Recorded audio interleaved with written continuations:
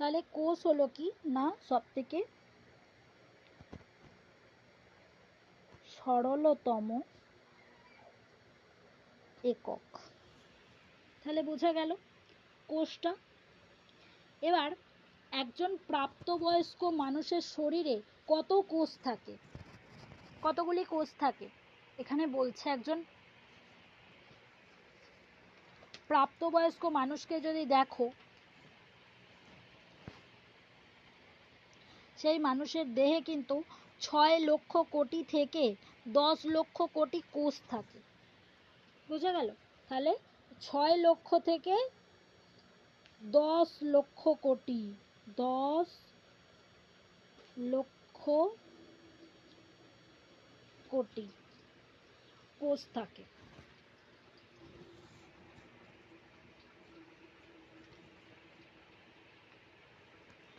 তাহলে আমরা কোষটা নিয়ে এতক্ষণ জানলাম।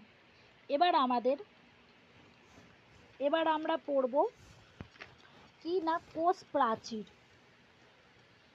তাহলে আমরা এখানে দেখেছিলাম আমাদের প্রথম টপিক, আমরা যে টপিকগুলোর মধ্যে আমাদের ফার্স্ট টপিকটা হয়ে গেল কোষ ও কোষের আবিষ্কার। এবার আমাদের সেকেন্ড যে টপিকটা কোষের, সেটা হলো কোষ প্রাচীরের গঠন ও কাজ। তাহলে এখানে আমরা হেডিং করব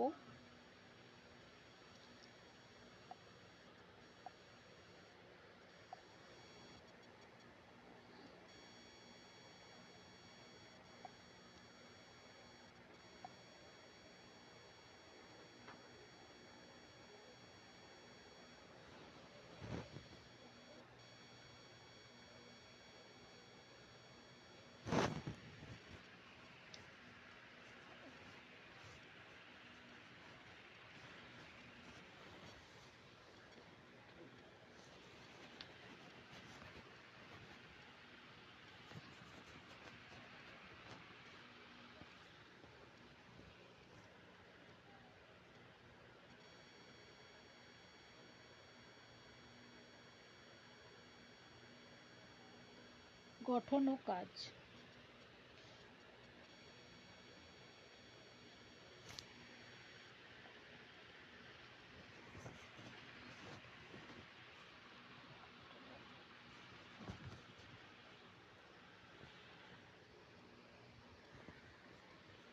তাহলে কোষ প্রাচীর গঠন ও কাজ।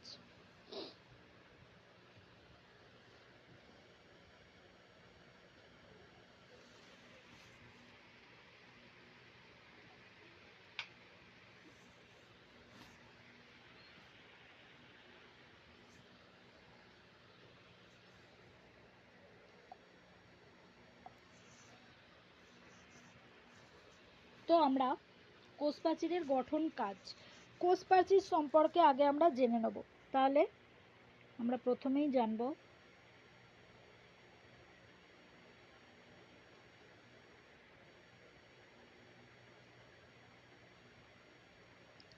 কোষ প্রাচীর।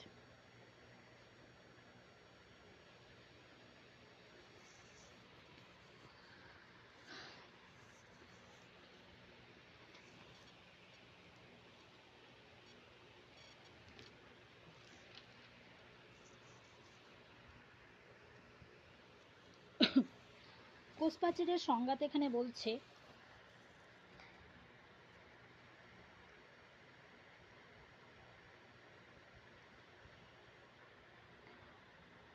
উদ্ভিদ কোষের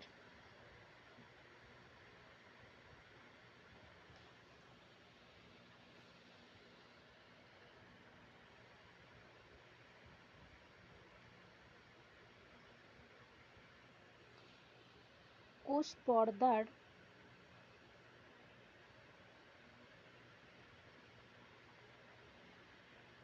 বাইরে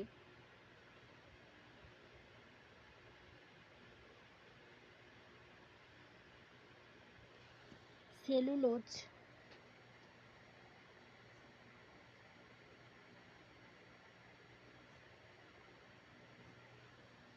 নির্মিত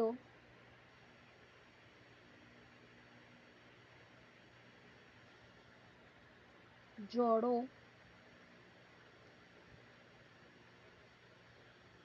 পদার্থের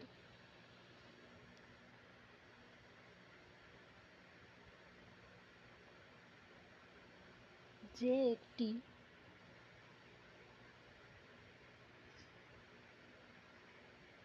পুরু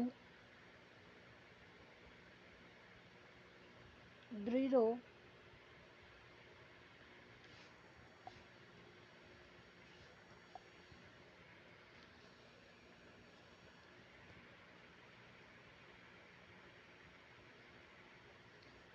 ভেদ্য ও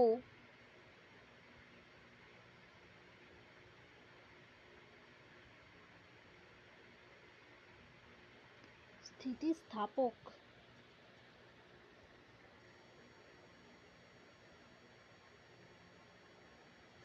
আবরণ থাকে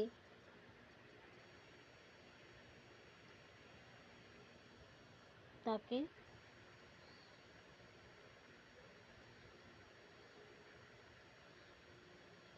কোষপর্দা বলে।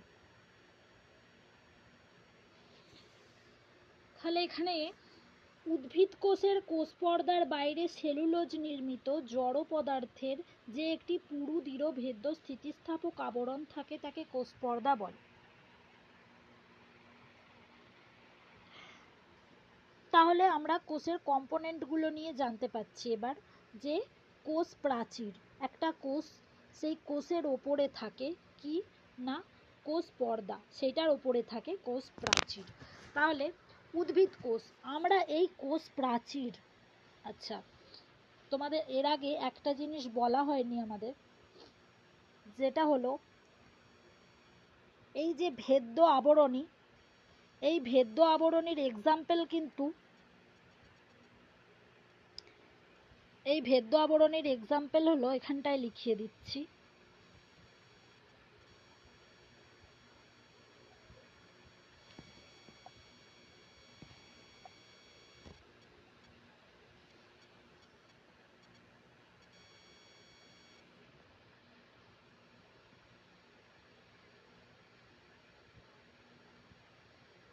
ভেদ্য এর এক্সাম্পল হলো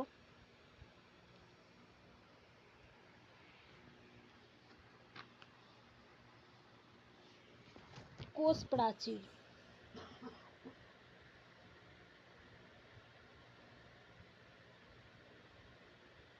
কোষ প্রাচীর। আচ্ছা,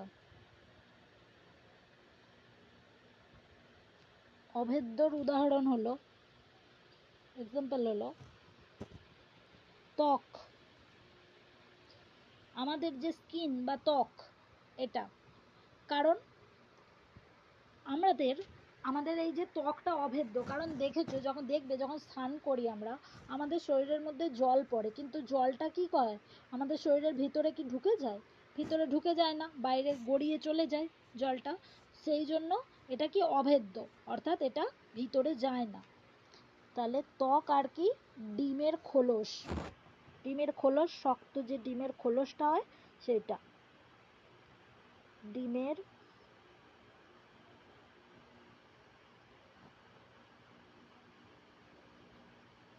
খোলস। আচ্ছা,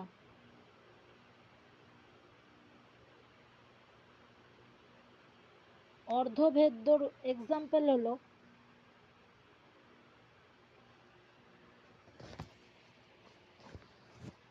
ডিমের সাদা আবরণী, অর্ধভেদ্য। দেখবে ডিমের সাদা আবরণী বললাম কারণ মারা দেখবে বলে অনেক সময় যে ডিমটাকে ঝোলেতে অনেকক্ষণ ধরে ফুটতে দিতে, যাতে কি হয় না ঝোলের কিছু অংশ যেটা ডিমের মধ্যে ঢুকতে পারে, অর্থাৎ জলটা, অর্থাৎ ঝোলটা যেটা ডিমের মধ্যে ঢুকতে পারে। তাহলে এটা হবে ডিমের সাদা আবরণ।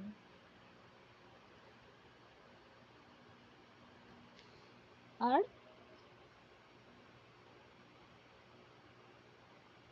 প্রভেদক ভেদ্য,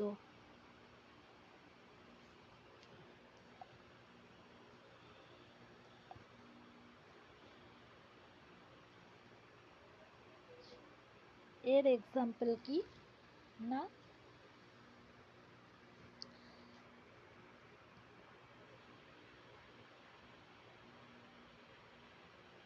কোষ পর্দা বা প্লাজমা পর্দা।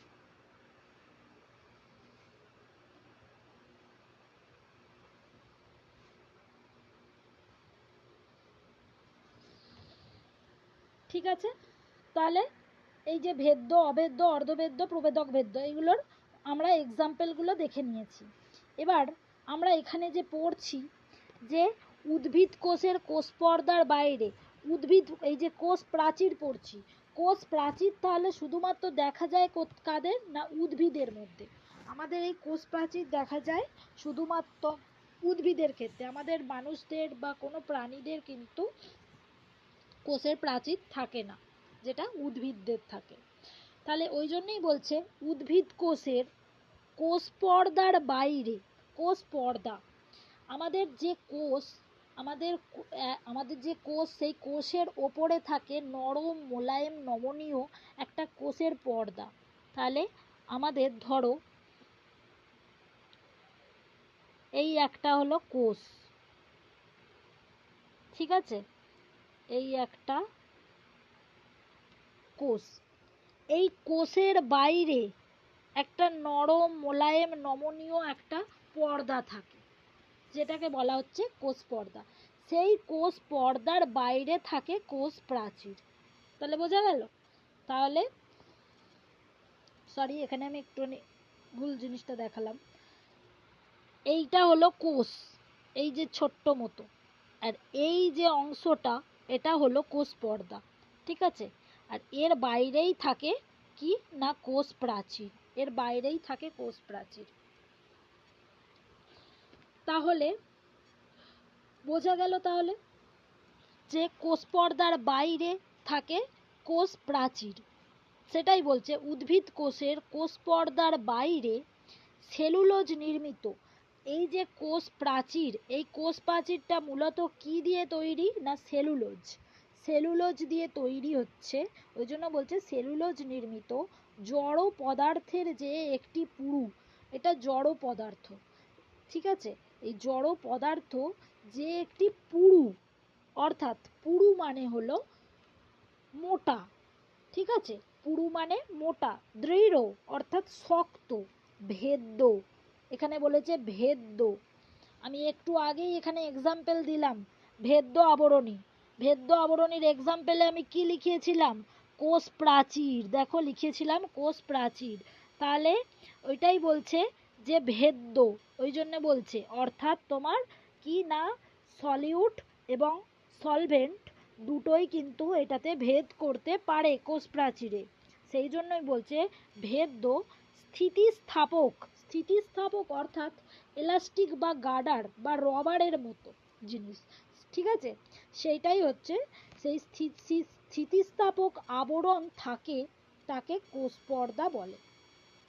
তাহলে বোঝা গেল উদ্ভিদ কোষের কোষ পর্দার বাইরে সেলুলোজ নির্মিত জড় পদার্থের যে একটি পুরু অর্থাৎ মোটা দৃঢ় যে শক্ত, ভেদ্য অর্থাৎ ভেদ করা যায়, সলিউড এবং সলভেন্ট অর্থাৎ দ্রাব্য এবং দ্রাবক দুটোই ভেদ করতে পারে, সেই ভেদ্য এবং স্থিতিস্থাপক অর্থাৎ রবারের মতো, হ্যাঁ, যে আবরণ থাকে তাকেই বলা হচ্ছে কোষ পর্দা।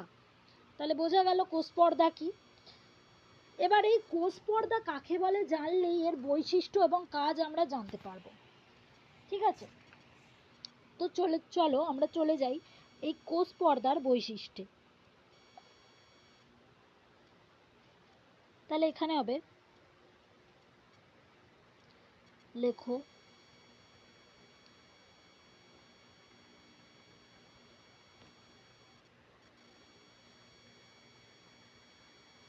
বৈশিষ্ট্য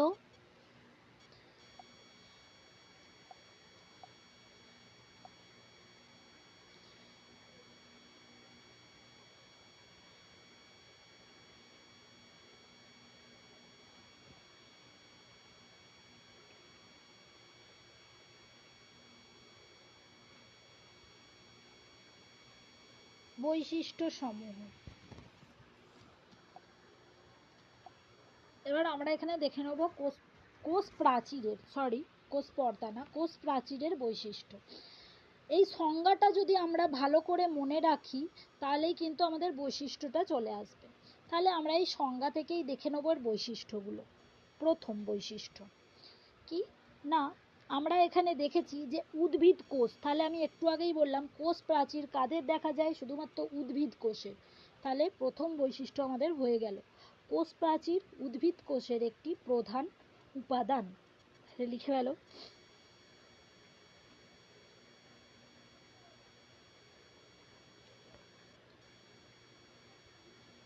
কোষ প্রাচীর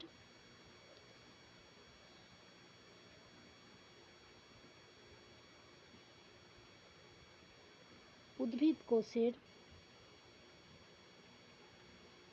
একটি প্রধান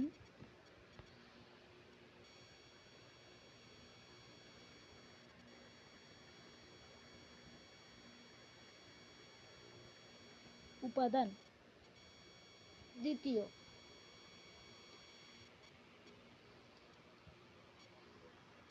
হলো, এখানে আমরা সংজ্ঞাটা দেখব, কোষ পর্দার বাইরে থাকে কোষ প্রাচীর। তাহলে কি হবে, কোষ পর্দার বাইরে অবস্থান করে কোষ প্রাচীর, কোষ পর্দার, লেখো কোষ প্রাচীর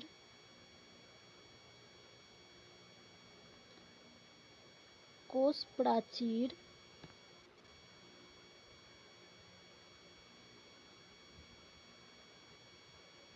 কোষ পর্দার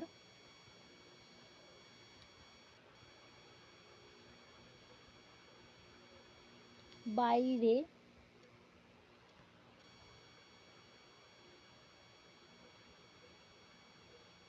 অবস্থান করে। থার্ড কি, থার্ড হলো সেলুলোজ নির্মিত। দেখো সেলুলোজ নির্মিত বলেছিলাম, তাহলে কি হবে, কোষ প্রাচীরের প্রধান উপাদান হলো সেলুলোজ। তাহলে লেখো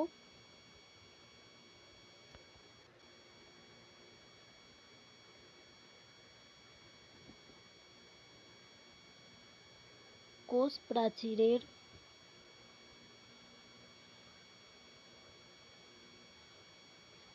প্রধান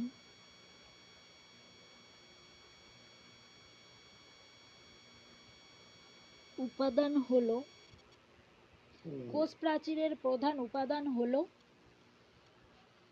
সেলুলোজ।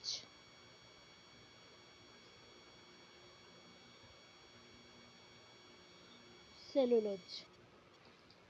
আচ্ছা, তাহলে থার্ড হয়ে গেল। এবার ফোর্থ কি না, সেলুলোজ নির্মিত জড় পদার্থের যে একটি পুরু দৃঢ় ভেদ্য স্থিতিস্থাপক আবরণ। তাহলে জড় পদার্থ বোঝা গেল, তাহলে এটি একটি কি জড় পদার্থের স্তর। তাহলে এটি একটি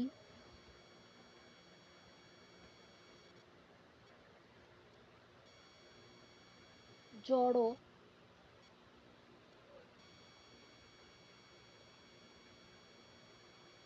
পদার্থের স্তর।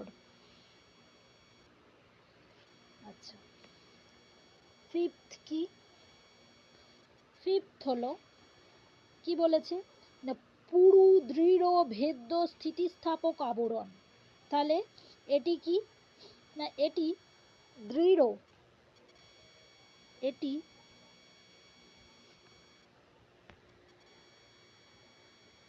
দৃঢ়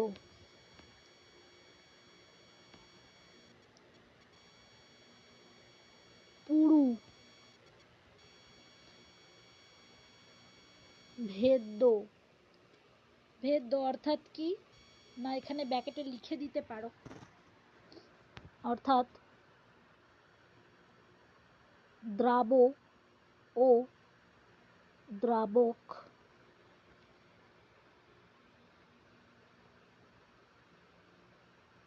উভয়ই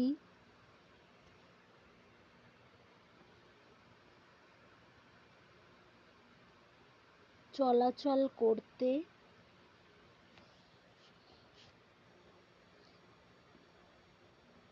পারে। ব্র্যাকেট শেষ। এবং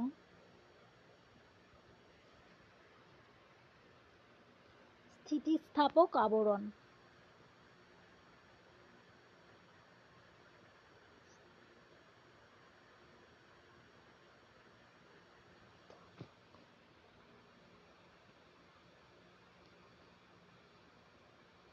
আবরণ তাহলে হলো এটা কি না, কোষের বৈশিষ্ট্য। কোষের বৈশিষ্ট্যগুলো আমরা জানতে পারলাম। এরপর আমরা আসবো যে কোষের কাজ। তাহলে এখানে আমরা হেডিং করব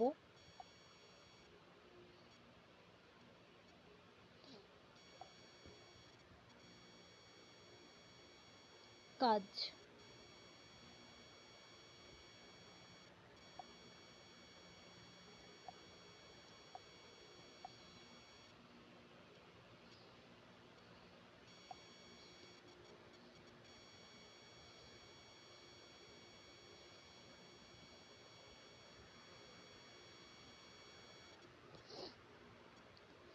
তো কাজের প্রথমেই আমরা যেটা দেখব না,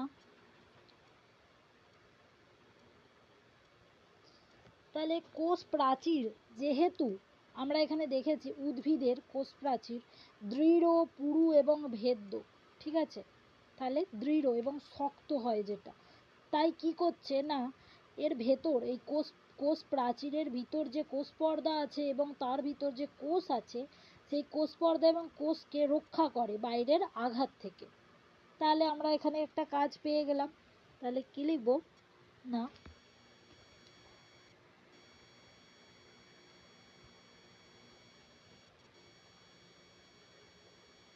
কোষ পর্দা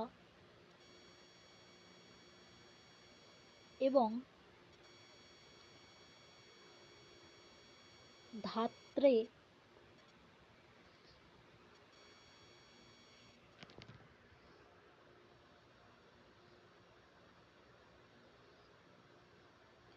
অবস্থিত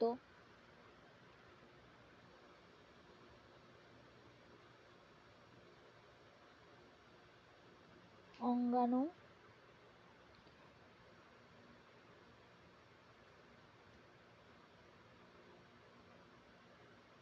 সমূহকে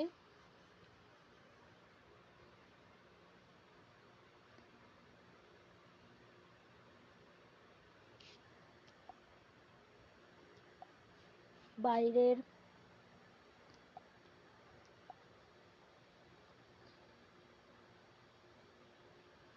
আঘাত থেকে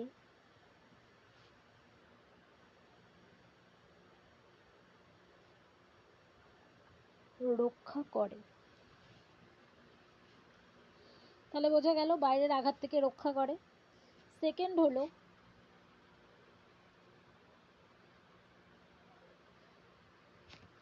কোষ প্রাচীর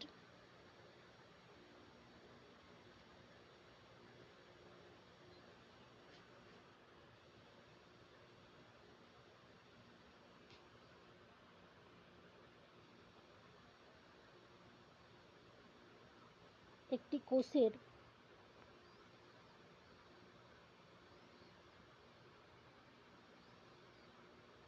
যান্ত্রিক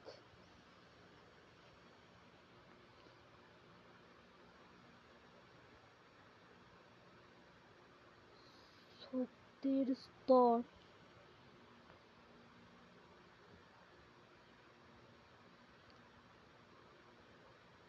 হিসাবে কাজ করে।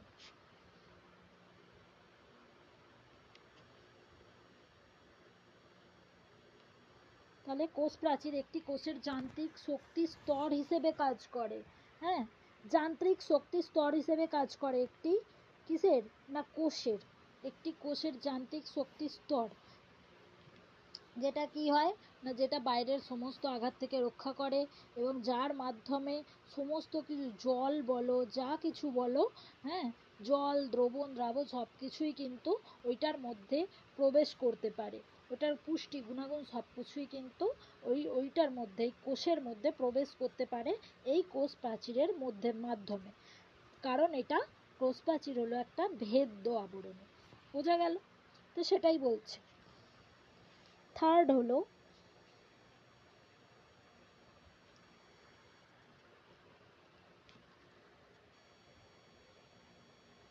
এর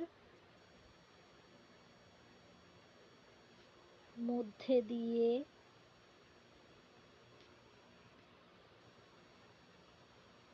জল ও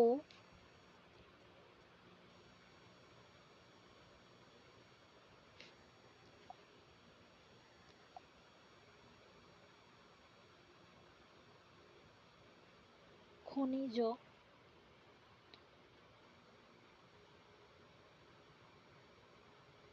উভয়ই